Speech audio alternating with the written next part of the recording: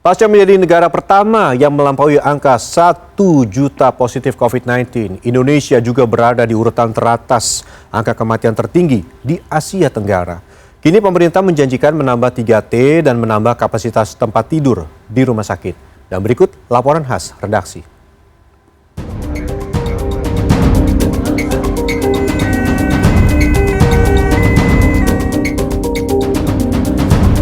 Kasus positif COVID-19 dan kematiannya di Indonesia terus memecahkan rekor baru. Ratusan jiwa meninggal setiap harinya.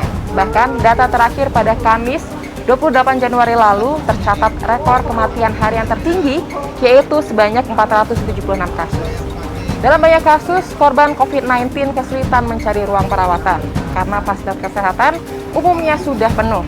Lalu benarkah layanan kesehatan kita sudah mulai kewalahan menangani pasien COVID-19? 10 bulan sejak pemerintah pertama kali mengumumkan kasus positif COVID-19, jumlah terkonfirmasi positif di Indonesia kini melampaui angka 1 juta jiwa. Kebijakan yang diambil pemerintah hingga kini belum juga mampu mengendalikan pertambahan kasus. Di Asia Tenggara, Indonesia merupakan negara pertama yang mencapai angka kasus positif COVID lebih dari 1 juta. Penambahan kasus positif dari hari ke hari tetap signifikan. Bahkan hingga kini, Indonesia masih berada di gelombang pertama COVID-19.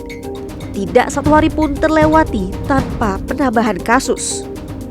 Menurut epidemiolog Universitas Indonesia, Triunis Miko Wahyono, kondisi ini terjadi karena utak-atik kebijakan yang terus dilakukan pemerintah. Sekarang pada kondisi wabah di Indonesia, baik itu di provinsi atau di kabupaten atau kota, itu harus dilakukan PSBB, bukan PPKM. Jadi harus dilakukan, kan sebenarnya intervensinya dua di dunia, lockdown atau social distancing. Jadi di Indonesia jadi ada banyak begitu, ada PSBB, ada PPKM begitu.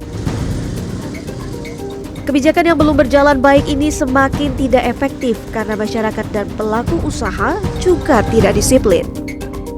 Perilakunya yang belum konsisten. Pengetahuannya sudah bagus, sudah banyak yang tahu, ya, tetapi belum dilakukan secara konsisten. Kami mengamati dari aplikasi monitoring perubahan perilaku yang kami miliki, itu masih fluktuatif gitu ya.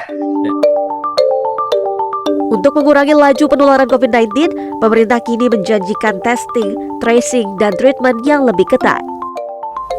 Kami nanti di Kementerian Kesehatan akan bekerja sangat keras untuk bisa memastikan bahwa program testing, program tracing, dan isolasi bagi yang terkena itu bisa segera kita lakukan.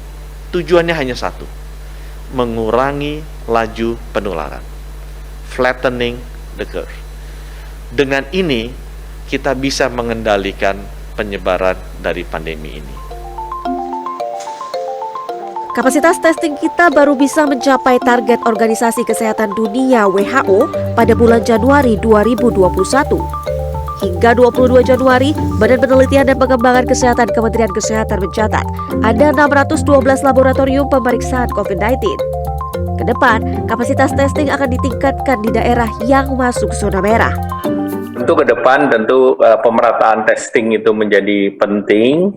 Jadi testing secara mingguannya itu sudah memenuhi daripada standar WHO, dan tentu kita akan dorong di daerah-daerah yang merah dan di daerah yang lain. Sementara untuk mengantisipasi bed occupancy rate atau BOR yang berada di atas 60%, Kementerian Kesehatan menginstruksikan rumah sakit di zona merah mengkonversi tempat tidur minimal 40% untuk isolasi pasien COVID-19 dan 25% untuk ruang ICU. Yang kemungkinan nanti dalam waktu 1, 2, 3 minggu atau mungkin 1 bulan ke depan akan terjadi penurunan, akan terjadi flattening of the curve seperti itu. Oleh karena itu memang kita anjurkan bahwa ini dilakukan dalam rangka menangani secara emergensi kenaikan jumlah tempat tidur ini.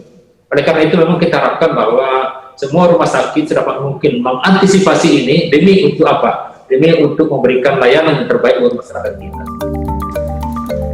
Selain meningkatkan kapasitas tempat tidur, Kementerian Kesehatan juga mempermudah perekrutan tenaga kesehatan, mengefektifkan alur rujukan, dan mengembangkan aplikasi informasi ketersediaan tempat tidur pasien COVID-19. bahwa pemerintah sedang menyiapkan aplikasi sistem informasi rawat inap rumah sakit rujukan COVID-19, pemantau ketersediaan kamar tidur untuk ICU dan isolasi yang dapat diakses oleh masyarakat. Kasus kematian yang terus bertambah hingga menjadi yang tertinggi di Asia Tenggara pada sepekan terakhir tentu tak bisa dibiarkan. Angka pertambahan COVID-19 harus bisa segera ditekan sambil menunggu vaksinasi merata di Indonesia. Saat ini pekerjaan rumah pemerintah adalah untuk meningkatkan fasilitas pelayanan penunjang kesehatan di berbagai daerah. Sementara bagi masyarakat, sudah saatnya untuk berhenti menyepelekan penggunaan masker dan tetap menjaga jarak. Tim Liputan CNN Indonesia.